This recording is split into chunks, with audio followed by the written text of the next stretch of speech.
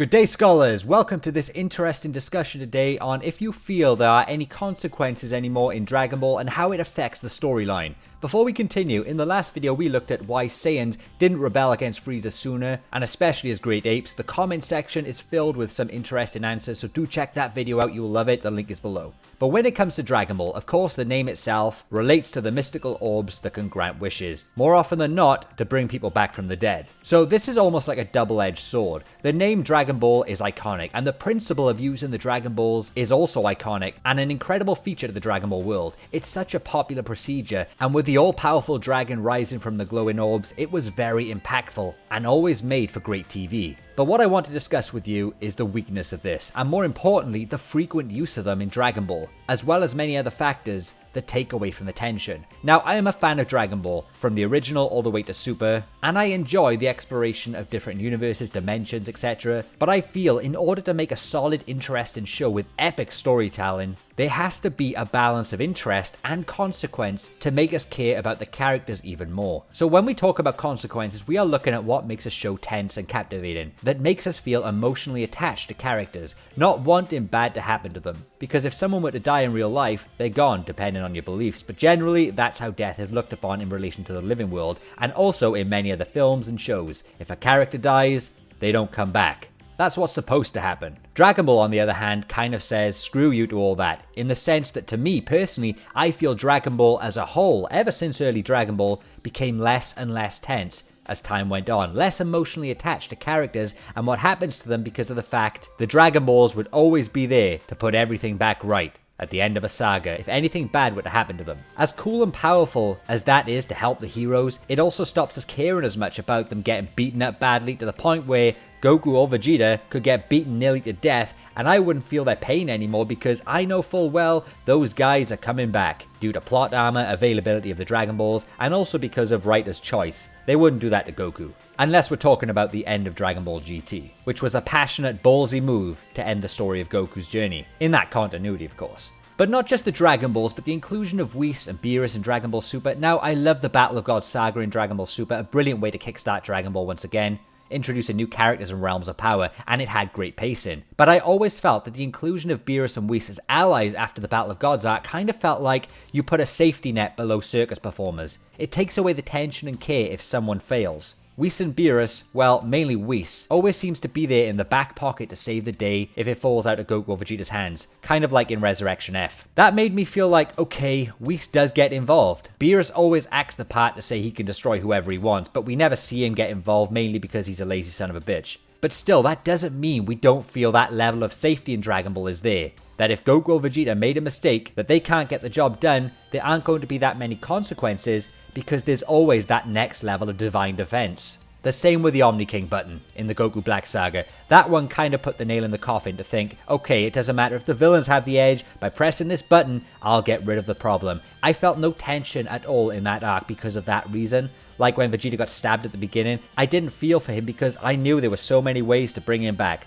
Senzu beans. And think of the ton of healing characters in Dragon Ball now. Even Trunks developed the healing ability in the manga, and by having too many healers, suspense disappears, care disappears. Now let's go back to this moment in the Frieza saga when Dende was running around healing Gohan, Krillin, Vegeta in order to combat Frieza. That was slightly different. Frieza was a mega power and had a massive advantage anyway. By having Dende secretly heal the good guys, it was giving them a little boost here and there, and they were slowly closing the gap. But when Frieza wiped out Dende, that's when we as an audience started to feel a little uncomfortable. We knew if someone gets hurt now, that is it. And the fact that Piccolo was connected to the Dragon Balls, there was also that risk too. They are far away from Earth, and we saw this when Vegeta got hurt. We saw that when Gohan, Krillin and Piccolo, when they all used their energy to support Goku, everyone was on their last legs. No one else was there to save them. They were alone against Frieza. That's why it was creepy, and that's why it had that dark atmosphere on Namek. That's why the Super Saiyan transformation was powerful and impactful, because it was a light in the darkest hour, and it made the difference. Now imagine those events, but with Whis and Beerus just hanging out in the back, just observing on Namek. For an audience, that would kill the emotion and tension for us. Now let's go back to the original Dragon Ball anime and manga and look at the uses of the Dragon Balls in relation to bringing people back. I remember them being used to bring back those killed by Piccolo, one for Boro and one for the underwear, I think. To me, in Dragon Ball, I always felt the Dragon Balls were a little bit harder to gather back then and not used as much. But that could just be me. Because when it got to Z, even right at the start, with Goku dying, sure, I was super excited to see this afterlife. And Goku gets stronger. We all were. It was incredible, but the dying part, meh. Dying doesn't mean anything impactful anymore, because he comes back a year later anyway. This is where the consequences started to diminish for me. Of course they used the can only revive once rule for some time, but those rules were lifted later down the line anyway. And the fact that if they got destroyed in the afterlife, that's when they get truly erased, that also took away from the actual death factor in Dragon Ball. And heck, the old Kai gave Goku his life. It's like anyone can come back to life now, for a divine being to do that. Not only that, since the Black Star Dragon Balls and the Super Dragon Balls made their introduction, there's nothing stopping them wishing for someone who got wiped out in the afterlife anyway, to be returned to the afterlife due to their unlimited wish potential. And if you get a stronger Namekian Guardian, they can create stronger wishes anyway. And not to mention Whis and his insane abilities, he's always hanging out and is basically there to support Goku and the gang on angelic levels.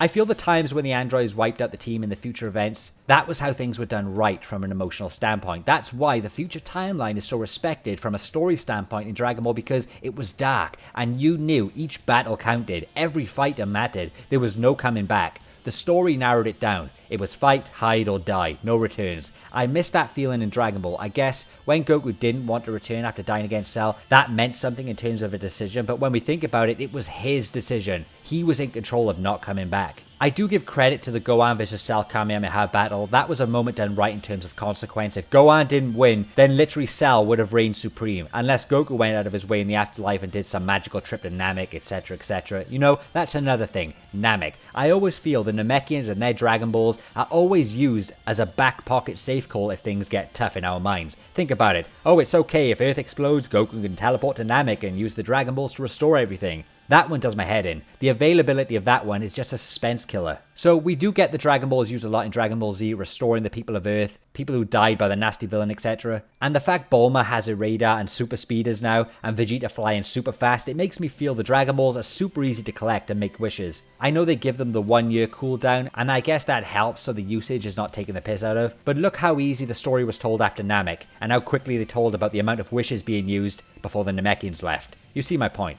I feel in order to keep the suspense, in order for Dragon Ball to bring back emotional attachment, making us way more interested and invested, is to either limit the Dragon Balls, give them a new mechanic to reduce their usage, because even in a variety of movies, you can guarantee the Dragon Balls are used to restore any sort of damage, thus taking away from the execution of villains' destruction in battle. And I'm going to say it, Dragon Ball GT. Some can hate the show all they want, but we can't deny GT was perfect in terms of how it told the story of consequences using the Dragon Balls. It slapped us across our greedy, complacent faces and said, you're not using them again. They cracked, here's the Shadow Dragons, now deal with that for your foolish use of the Dragon Balls. Oh, and the Black Star Dragon Balls? Yeah, stronger, but screw you Earth, you've got 1 year or you're all dead. And so, the Earth did explode. The consequence was complete. That made me feel the Dragon Balls were actually as bad as they were good. It reversed the overuse of them, giving us a punishment. And not only that, no Senzu Beans in GT timeline. Dende and Kibito Kai weren't overused with their healing. The battles felt like, this is the last round. If they run out of stamina or don't win, it's over.